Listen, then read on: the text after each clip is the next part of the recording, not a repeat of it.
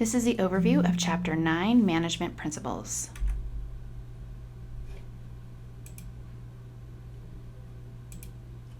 So let's talk a little bit about management functions. Management is the critical element to help transform inputs of food service into outputs. And it's a process of integrating resources for accomplishment of those objectives. So when we talk about resources, we're talking about maybe the product, the food itself, employees, so labor, as well as any type of equipment that might be needed to transform that product into a menu item. It also involves basic functions of planning, organizing, staffing, directing, controlling, and coordinating those resources. So in Yellow Dig this week, you all will have a conversation in regards to your experiences with good managers you've had in your past, and maybe poorer managers, or the way that they managed maybe was not as effective as you would have liked or would want a manager to be. So you're going to have a little discussion about those qualities of a manager. So let's talk about efficiency and effectiveness when it comes to managing. There is authority and responsibility and accountability, those typically roles in our as a manager. So as a manager, you do have authority as far as making decisions and directing individuals to certain job tasks. You do have a responsibility of ensuring that the job tasks are completed, and if they're not completed, ensuring that they are done either by you, the manager, or you get another individual to complete those tasks. And you are accountable at the end of the day. If your business doesn't do well, if you have a loss of product, if you have poor customer feedback, you as a manager are accountable for those repercussions. And at the bottom, you'll notice efficiency and effectiveness. So it's important to know the difference between those two terms, especially when it comes to managing. So efficiency is doing things right. So maybe you are cooking the chicken to the correct temperature. You're ensuring that the time is correct and when you're cooking that item, so it's on the line at the right time. But maybe effectiveness is doing the right things. So maybe you had catfish on the menu and you cooked it beautifully, but nobody likes catfish and your catfish isn't selling. Well, that's not providing or doing the right thing or cooking the right item for your customers. So it's really important to be both efficient and effective as a manager. And sometimes you may have experienced managers who are really good at one and not the other. And it can have a repercussion on the staff. So there are a couple different roles that managers have, and you see here on the screen: interpersonal, informational, and decisional. And then there's varying item or definitions per se under each of those roles. So interpersonal, you have figurehead, a leader, a liaison. So they represent your department or your organization, and they're also the one to provide information to other organizations upon what you do, hence the liaison part. They also are informational. They monitor. They're a disseminator, so they're giving out information to their employees as needed and as relevant to their job roles. And feedback I've gotten, and even my own experience, sometimes this is where you as employees can get frustrated with managers if they don't communicate and disseminate information in a timely manner, at least from your perception as a employee, as you think they should. And sometimes there's good reason for withholding information at certain times from employees, but I know employees do get frustrated when they're not given information that they need. And then as a spokesperson, kind of the same as a liaison, but you're the spokesperson. You're the one that represents your organization as a manager. And then finally, decisional roles. So entrepreneur, finding new ways to do things maybe more efficiently. Disturbance handler. I always love how they put this, essentially dealing with issues as they arise. And if you've ever been in a management role, you may find that sometimes this feels like your only role. You're dealing a lot with HR people issues, not coming in or not getting along. And so that is one of your many roles as a manager is dealing with that. Resource allocator. This is more along the lines of, if you think of any kind of resources that you need to do your job. So if you need computers or your department needs new computers, who gets those computers first? Who has that update in technology? Who needs the product to do their job? And when does that product need to be updated or even fixed? And then a negotiator, this could be negotiating contracts on behalf of your department, looking at better pricing when it comes to food. You'd be thinking of negotiating contracts with your suppliers and things of that nature, and trying to be aware of staying within budget. Management obviously does come with a skill set, and you'll probably realize some managers have these skills, one skill more so than another. Good managers typically have a nice balance of all three of these skills. So technical skills, this is essentially what you need to know to do the job itself. So as a manager, it's helpful for me to know in the kitchen how to use a steam jacketed kettle or how to use a convection oven. I have those technical skills and information to know how to do the job and then be able to train my employees. Human skill, this is all about that communication and being able to have good people skills. You may have some managers that are really great technically, but are lacking that communication human skills, or even vice versa. They're great people, they relate well and communicate well, but they may not necessarily have the technical knowledge of what's needed for the job. And then conceptual is basically, where does your organization fall in the big picture? So how do you affect other organizations?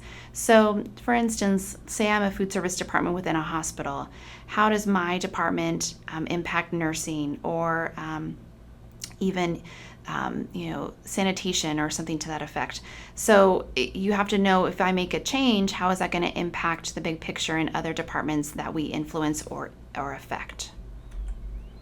So management does have a couple different functions when it comes to planning.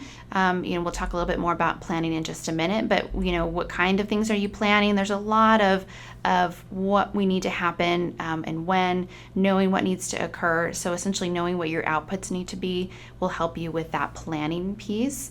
And then organizing. Some people are really good at organizing and knowing, what needs to come in what order. Some, maybe this is more of an area of struggle. Management definitely is involved in staffing and knowing how many people are needed for certain positions, as well as scheduling, which is when those individuals come in. And then directing and controlling. This is essentially making sure that follow through has happened. All right, dimensions of planning. Let's talk about that. So there are 4 dimensions of planning to be aware of. Essentially, the first one is repetitiveness. So how often will that event happen? Is this something that's going to happen on a routine basis, or is this a one-time event? And so that will definitely affect how you plan the event, just knowing if it's going to happen again and again. Maybe you need more documentation, more levels of people involved. So it's just something to be aware of. Time span, when is this event happening and how long do you have to plan? If any of you have ever planned an event, either for work or at home, depending on how much time you have, will definitely influence how well you can plan that event. Level of management, this is essentially who is involved and at what level do they need to be involved. Is this a lower level management where you're on the floor, working managers are planning, or does it involve them? Or does this need to go up to a higher level for their input on what should happen? And then flexibility, of course, having a plan B, C, D, and E really is essential to a degree. Having a backup plan, because as we all know, things don't always happen as planned every single time. So having a backup and being able to be flexible as a manager when you're planning an event or any type of project is really crucial. Let's talk a little bit about different types of organizational structures, and then we'll relate it back to management. And really the type of structure will impact how individuals are managed or the role of a manager. So we have traditional and we have innovative type of organizations. So I'm going to move on to the next slide to give you some overview of what a traditional organization looks like. Okay, so they have an organization chart and job descriptions or position guides. I'm going to move through these bullets. I'm going to come back. I'm just going to go to the next slide to show you what an organization chart looks like, just like this. And you probably have seen something like this before, where you have essentially your director at the top and then all those individual roles and positions that fall underneath and who reports to who. So this is your hierarchy essentially on where everyone falls and who reports to who and the individual roles themselves. So let me back up here. So that's a traditional organization, having that organization chart. There is specific differentiation or departmentalization. So you have specific roles in each department and they are clear and defined as far as who is responsible for doing those roles. But with that said, there is some integration where you might have some coordination of tasks. For instance, in a food service department, your buyer or your procurement director may work in coordination with your warehouse or receiver manager. So they are aware of what's being ordered and what's coming in, but not necessarily influencing the type of products being ordered. So they're just aware of, yeah, my buyer ordered, chicken wings, and I know this is when they're coming in, but the receiving clerk or supervisor doesn't have influence over what type of chicken wings are purchased. But there's at least obviously some communication happening. Delegation of authority is very common in traditional organizations. Essentially, you know who is in charge of making certain decisions and who you need to go to, your chain of command, so to speak, if you have issues, if you are an employee. And then in administrative systems, there are what we call P&Ps or policy and procedures. So how you handle certain instances, how you handle, an employee being late, or if we burn a pan of pizza or something to that effect, what's the next steps? What do we do to replace that? Who do we need to notify? So there's policies and procedures, essentially rules that outline what needs to happen in certain instances. Okay, so we've seen the org chart. Let's move on to the innovative organizations. And you'll notice that these are a little bit different as far as their type of way that they're set up. They really empower each individual employee to be a decision maker. Now, it doesn't mean you can make your own decisions whatever you like and don't have to touch base with a manager, but they really do empower their employees to come up with new ways of thinking, new solutions. Instead of having to always go through the chain of command, they are more empowered to make decisions to help better their outcome and their working day. Typically, these organizations are very social, so they may be set up in more open landscape or not. If you think of a floor with lots of cubes in a traditional organization where you have lots of people sitting and there are walls that, basically corner them off where they're in their own little kind of space or their own cube. In these instances, it might be one open flat space where there's desks, but there's no walls that divide each individual workspace. So it's encouraged for people to be more social and to be out and about and talking and problem solving with each other. Personal consideration, new bases of management power, team-based recognition, so a lot of team-based type activities and solution-based, so you're not doing it by yourself per se. Self-fulfillment, so what makes you happy as an employee, what roles, what potential projects can you take on that would make you happy as an employee.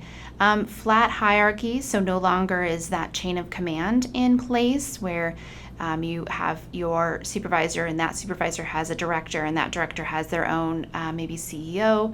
This maybe you are reporting directly to the CEO, where you're not necessarily going to have 3 or 4 different levels of management above you.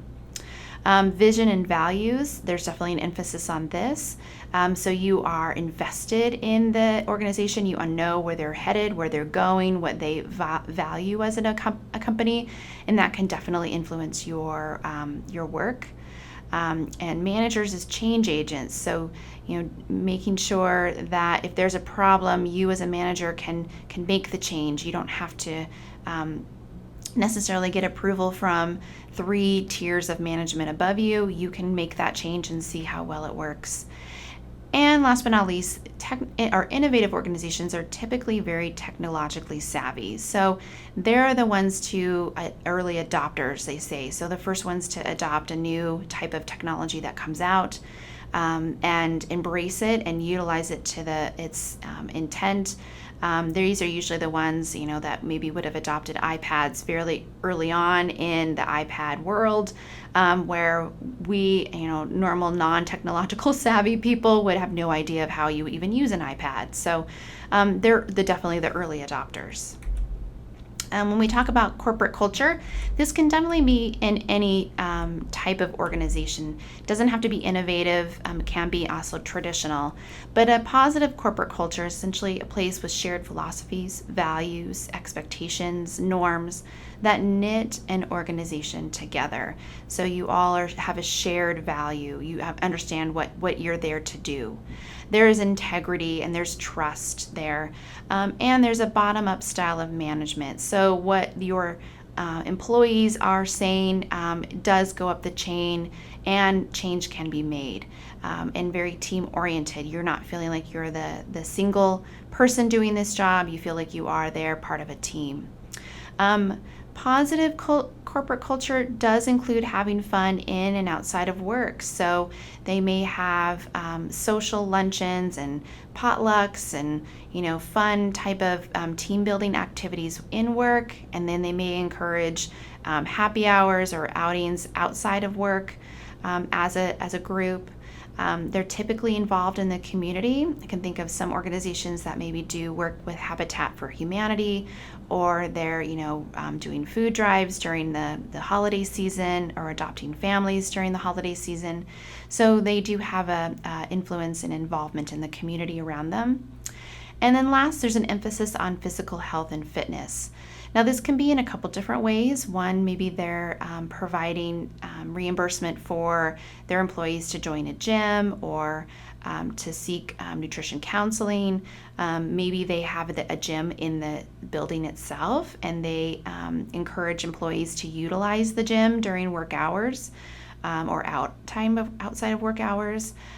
Or they encourage employees to get up and be active during the day, so encouraging activity breaks where people go walk around the building or walk during lunchtime, just because in this kind of setting they understand the relationship between health, wellness, and your mental capacity to be able to be productive relates to your physical fitness to a degree.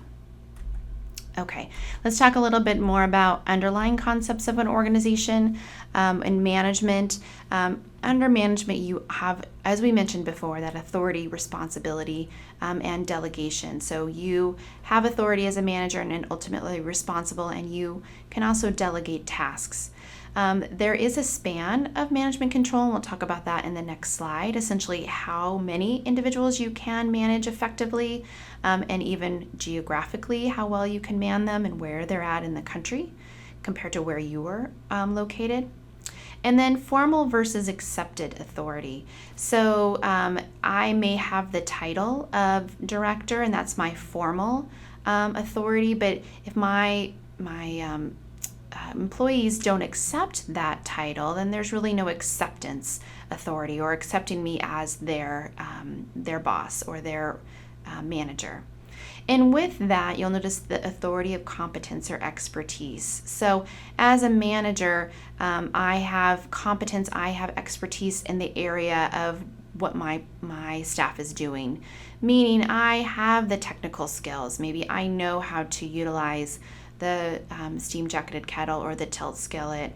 I know what to do if a piece of equipment isn't working, or how to function as a lower level manager. So if you come in with that competence, that expertise, that gives you that authority of, yes, you know what you're doing, and your staff can relate to that, and you have a level of authority there. So let's talk a little bit about span of management. So you as a manager, how many people can you manage well at one point in time, as well as where are they at geographically? So this is really going to depend on your policies in your organization and how detailed they are, as well as clearly written. So people, if they have issues, say, and you are not there to answer them directly, they have policies in place that they can go to, look up, and know how to deal with a certain situation, which alleviates you from having to be in that place physically to assist them. Availability of staff experts. So if you have staff that are very competent in certain areas, you can rely on those individuals to help with training new staff members or dealing with issues as they arise, because they're accustomed to that particular role. So if I have a head cashier, I can rely on that individual to train a new trainee cashier. I don't have to be there as the manager to train that individual. And this goes along with competence of staff. How well trained, how well can they deal with problems as they arise? You don't need to be there as a manager to hold their hand in the event of minor issues that arise during the day. If they're very competent, then you as a manager can probably manage more staff and don't have to be physically maybe in the building with that staff. Objective standards relates to more everybody's held to the same standards. There's no subjective or my opinion of how a work should be done. This comes to when we do more performance evaluations. There are specific standards that all employees are accountable for reaching, and it's not based on my opinion on whether or not I like a certain individual or I like the way they dress, or something very subjective. If you have objective standards that are in place, this is easier for a manager to manage more individuals. And then the nature of the work. Food service is one that maybe you can't necessarily have a large span. It's hard to know always the quality or an appearance of a food product if you're not there physically present to see it after the production work is done. So it's going to really depend, but maybe in an IT situation, if you're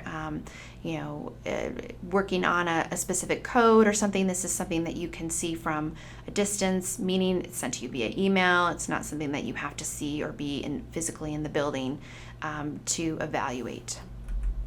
And then last but not least is your just distribution of workforce. So where are they located?